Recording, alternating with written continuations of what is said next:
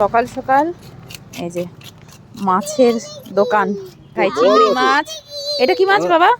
প্রিয়ান এসে দাদার সাথে মাছ দেখছে। আচ্ছা, এটা কাতল মাছ, এটা রুই মাছ, এটা ট্যাংরা মাছ। ও কাতল, দুটোই কাতল।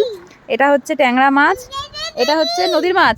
নদীর কি এটা হচ্ছে এটা যেটা কি মাছ বলে মাছটা? এটা লোকাল মরলা।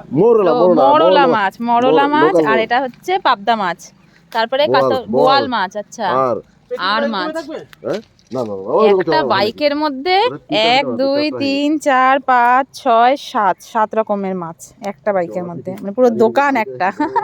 আমাদের দিল্লিতে বড় বড় দোকানেও এত মাছ রাখে না যত এখানে একটা বাইকের মধ্যে মাছ আছে। আজকে কমই আছে, আজকে কম আছে।